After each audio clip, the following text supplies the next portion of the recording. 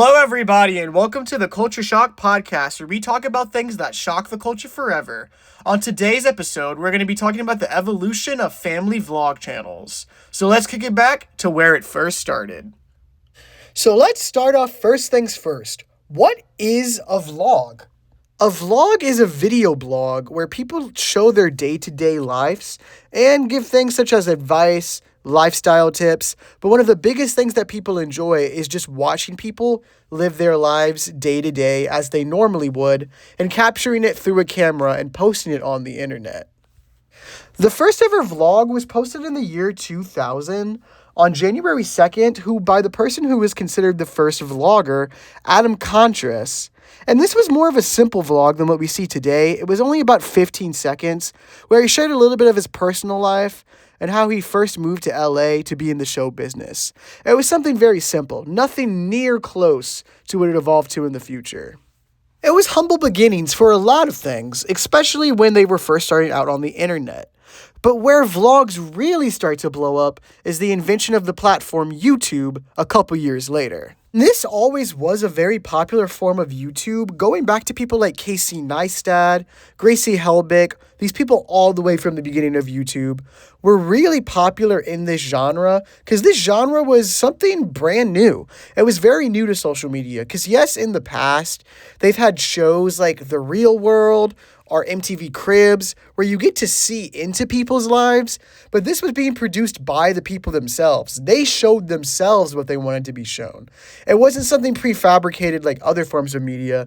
It was very raw, and it was very applauded for being very raw and being very real into what was into the vloggers' lives. What really took off in this genre and made it hyper successful was when the family vlogs started. In 2008, Shay Carl first documented his weight loss journey on the new platform YouTube. He wanted to use the success of the new app to hold himself accountable for his workout routines. What he soon realized himself was that this was more of a way to show the world his life of what was going on.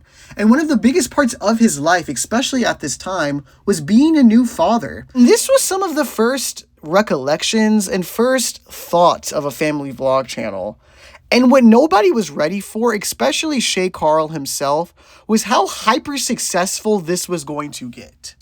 This became so successful that in a couple years, only it took up to about 2011, they amassed up to 3 million followers, which is a lot of people. 3 million subscribers on YouTube is crazy no matter what, but y'all also have to remember, this was in 2010 when it reached its popularity, and back then, that was unheard of to have that many subscribers on YouTube. At that point, you were the biggest channel on YouTube if you can even get up into the millions.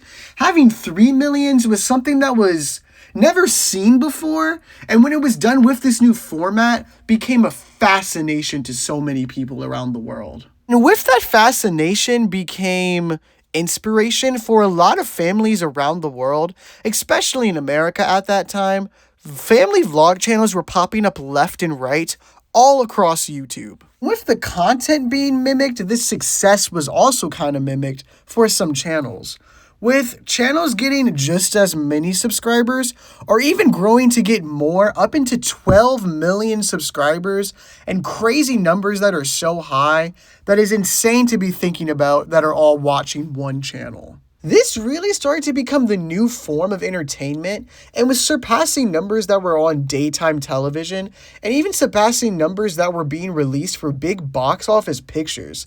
This truly cannot be described in words about how successful the family vlog channel format became. But one of the harder things that came with this format is when you're doing entertainment in the box office world or in a professional sense, they have more laws developed and it can be turned off whenever it's needed.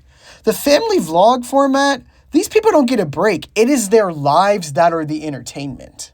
And one of the biggest issues is child labor laws. You gotta remember, these are families. So yes, that does include the parents, but one of the bigger demographics for these shows and why they were so successful was the content that their children were producing. And this was 24/7 for some of these kids. It was the time that they woke up to the time that they went to bed. They were on camera. They had to be in character 24/7.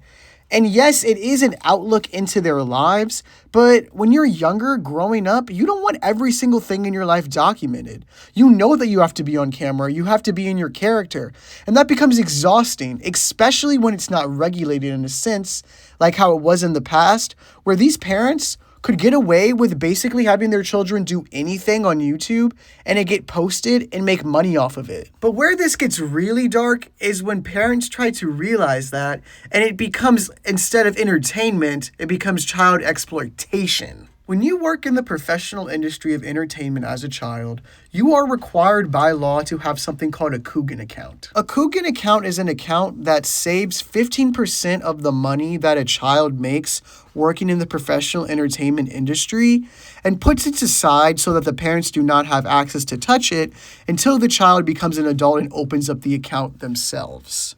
But that is for regulated forms of entertainment. Things like social media were not regulated for a very long time, so Coogan accounts were not open to children. So they could be working all day and night from the time that they wake up to the time that they go to bed and reap $0 for being on these channels from the time that they are 5 years old till they move out to go to college.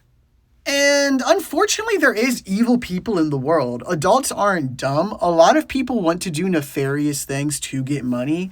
So a lot of people see these avenues of other people getting successful and realizing that they do not have to, quote unquote, pay their employees and just make their children go on camera and be happy for hours and then reap the rewards for it themselves. And these children are getting to the point where it's far breaking the law and people had to start stepping in. Which gets to one of the more culture shocking parts of this story and one of the more darker parts, so fair warning before continue, a lot of discussion about child abuse is about to take place. One of the biggest family vlog channels of all time was the channel The 8 Passengers. I recognize the name 8 Passengers for the documentary that recently came out about the events that went on in the home, where in the public persona on the channel, they seemed like a normal Mormon family who would give Christian Mormon advice on how to raise children. Their kids would appear in every single episode for several hours in the episodes. And while everything on camera was seeming like it was going pretty well, behind the scenes, it was an absolute house of horrors.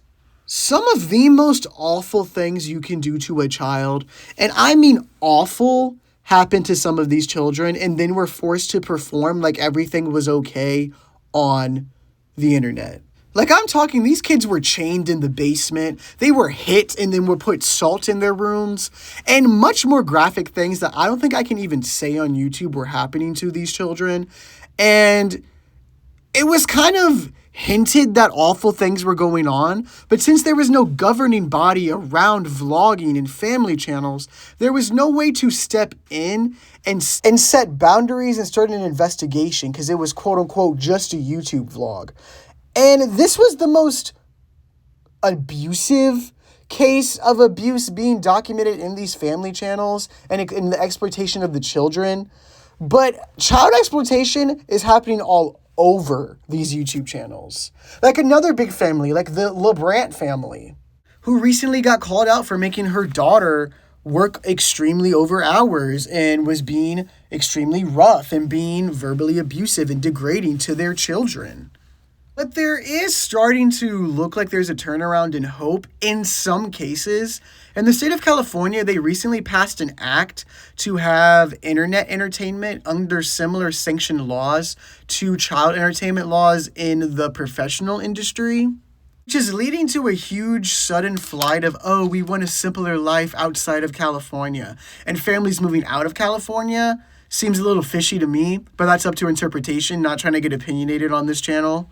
But that is a lot of the current information that's up to date on family channels. There is really a push now in the internet with really a Save the Children movement where a lot of people are trying to boycott and push for more sanctioned laws like the law that was put out in California to be widespread across the United States, and really pushing for all kids in children's entertainment, no matter what the avenue of it is, being social media or the avenue of professional entertainment, to be treated better overall and to have sanctioned universal labor laws.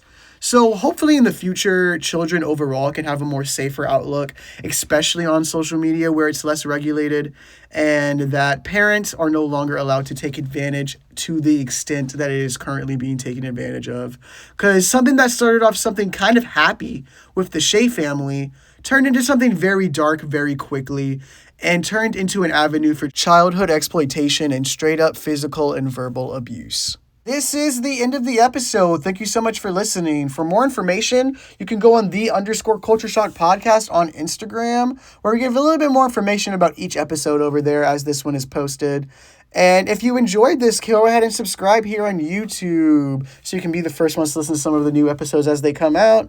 And if you enjoyed it, come back next time where we talk about more things that shock the culture forever.